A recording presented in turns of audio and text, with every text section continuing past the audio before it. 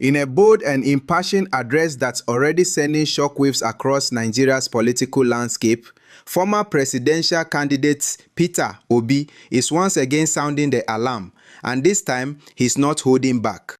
Our chairman,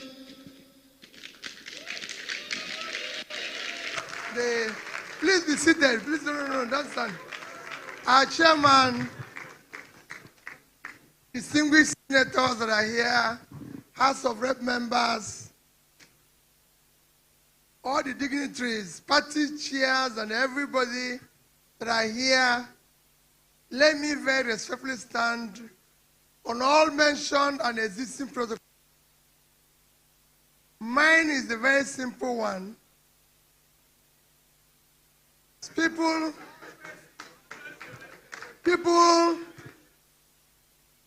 I only knew about this book and the book launch just about 2 weeks ago, when Ike came to me and said, speaking at the launch of a new book chronicling Nigeria's 2023 elections, Peter Obi made it clear the country is sinking and the time for polite silence is over. We are going to do the launching of this. I said, Ike, I told you, I don't want anybody to write anything about me until when I finish this thing. He said, this one is just to talk about the election. And he's not asking me for anything. Doesn't want me to do anything for him. All he wants is, if I can come the day they will launch it. I said, are you sure that is the only thing? If it's the only thing, I'll come. So, I'm not part of the writing. I don't know how it's written. I don't know anything about this book except I'm seeing it like the way you people are seeing it today. I thank you, Ike, for sitting down to write 200 and something pages.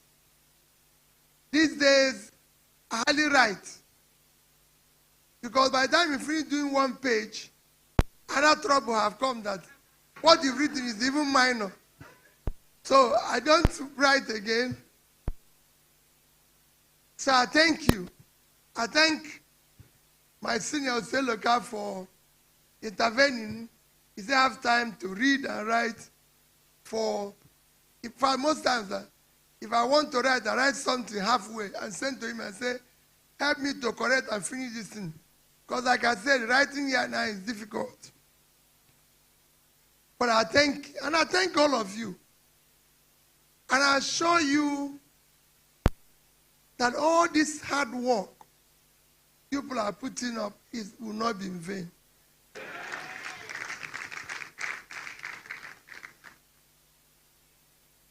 Hey, all of us know that we must work hard to dismantle this crime scene called the country now. Because there's no way we will be able to survive with this. It is impossible. Coming here this morning, I went for a short interview and somebody was asking me something. He said, so when will you take holiday? The holiday? The way this country is today. When will you celebrate this or celebrate that? I said, the way this country is today. And it's impossible. He gave me an example of somebody who went to do this, do that. I said, let me tell you. She didn't even know. I said, let me tell you. Go and read the Titanic. When it was sinking, some people were on upper deck, dancing. They didn't know it was going down till everybody. Because those who are dancing now don't know that the plane is sinking. When it comes, it will consume everybody. Nobody will be safe. Whether you're very rich, whether you own all the houses in Abuja, all the houses in this thing. I've been to places that have better buildings. I've been to Beirut.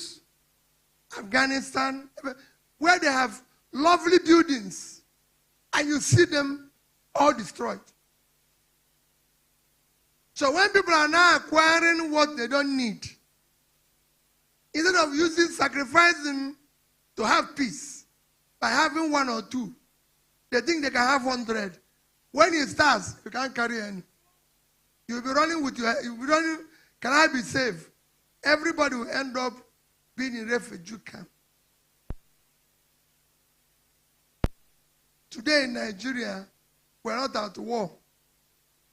Nigerians are in refugee camp in their own country. Nigerians are refugees in Chad.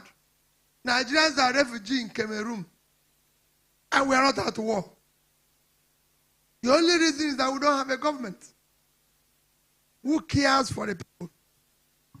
People are being killed daily. Nobody goes to say to them, we're sorry. Nobody visits them. Nobody cares. All you get in Nigeria is that some people are rich so they can afford to celebrate. We're not going to where we're going to do celebration, close street, do this and everything. We must gang up, not in violence, but in unity, to unseat a system that no longer serves the people, Obi declared, calling out widespread corruption, elite excess, and government indifference in the face of national collapse. So please continue to sacrifice. That's all I can beg you. Continue to do what is possible in your only two ways to support. People are being killed every day. Nigerians are dying every day. What we are doing is to use the resources. I visited so many primary health care where there's no toilet, where there's no nothing. All we are doing is to use resources to build, renovate house, renovate the building, build the mansion, do this and everything. That's all we are doing.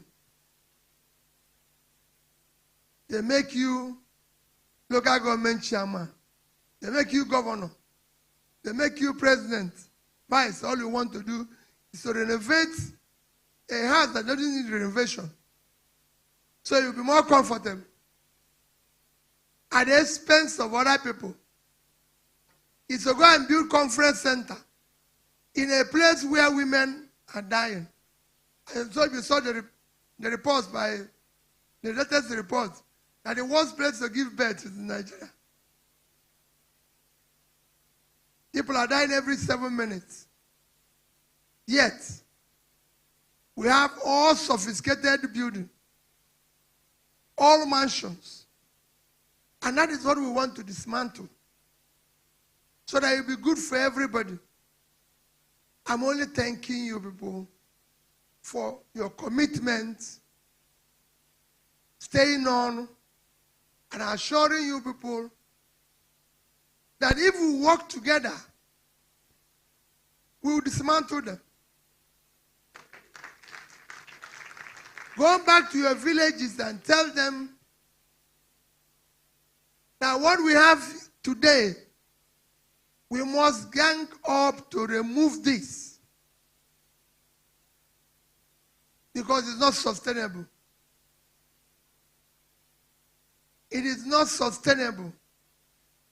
People will come, as usual, with grammar, telling you story. Please, ask about their background. Ask who they are. If they say they serve anywhere, ask them, how did they do it? What did they do? So that we'll know how we can fit and fix this country and make it work. So I greet up everybody once more. It is not the day of making too much speech. I just thank those who are here, who participated in launching the book. Distinguished Senator, I thank all of you for being around. Maybe one of these days we'll continue our politics. But remember, go back and keep telling people, today, we have a system that does not care for you, does not care for anybody. Anybody who tells you that the government today is caring for you, or that all those big men are caring for you, is not true. With raw emotion and unmistakable urgency, he painted a grim picture. A nation where mothers die in childbirth every 7 minutes, where millions of children are out of school, and where hunger is spreading faster than hope. He did not spare the current administration, warning that those who celebrate now will soon face the consequences of a nation on the brink. Otherwise, we have millions who are not in school. Otherwise, we don't have millions who don't know where the next meal will come from. Otherwise, we have, like you've seen in some of the things I've mentioned here, that any country, those in government are richer than those in business, is producing poverty. Because a simple definition of money is that it's the exchange of value. So when people are corrupt and stealing money, they're not giving any value back. So they are producing poverty. So we must use our money to purchase value. That is what we are lacking now. And that is why you have people say to me, oh, you said you're going to regularize or devalue the currency or do this. I say, well, listen, in an organized manner. Because if you remove the illicit money and the criminal money around, you will be able to get the value at the right space. But because everybody is stealing, pursuing the same dollar, nobody knows the rate. If I have stolen 1 million naira and I go to buy dollar, will I think about the rate? No. Because for me, it's still part of the stealing that I have. So give me any exchange. But if I'm going to exchange value, I'll ask, if I buy dollar this, will I be able to turn it around? But we have huge illicit money pursuing the dollar. So the rate is irrelevant. And that is what we want to dismantle so that it will work.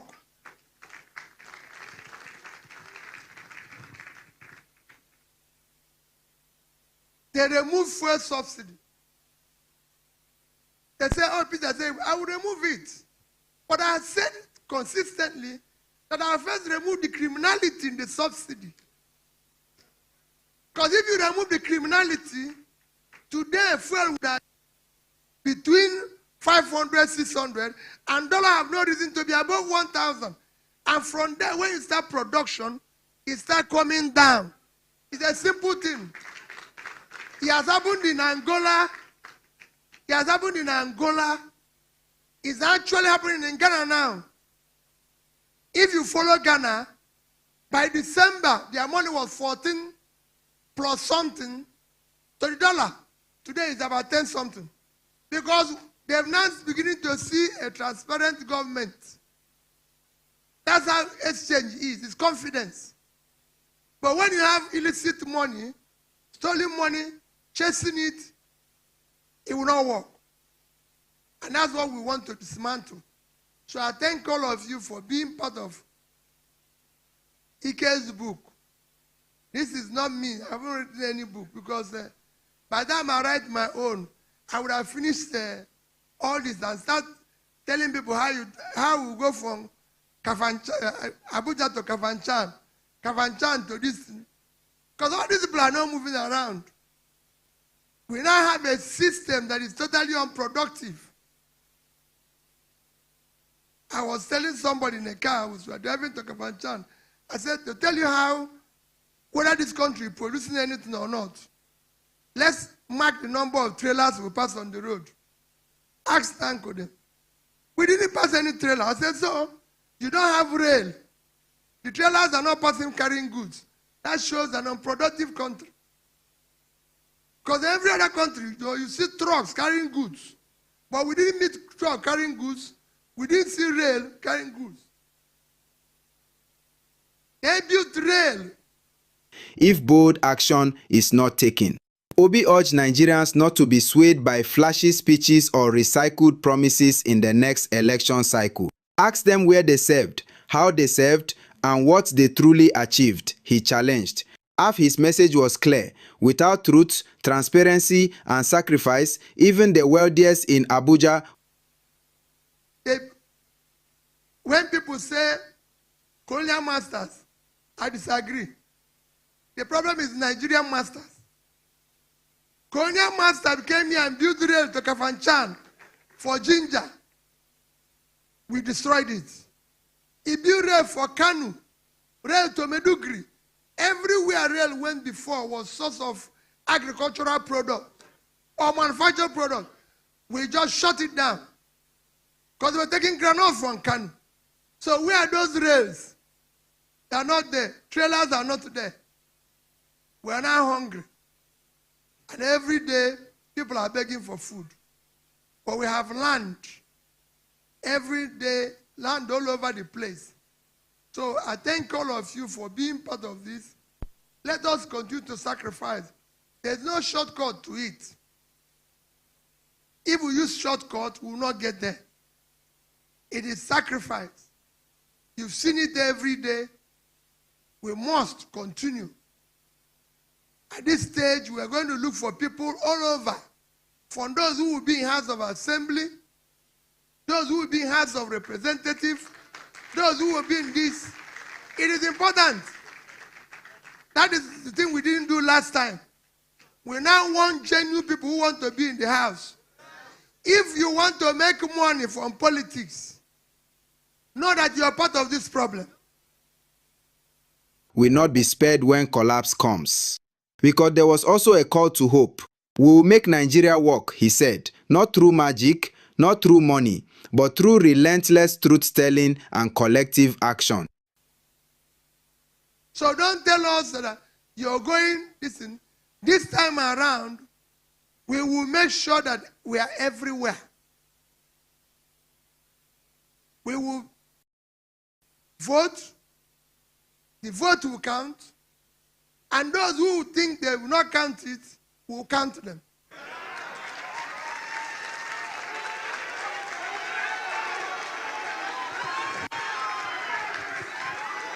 So, we will make it work.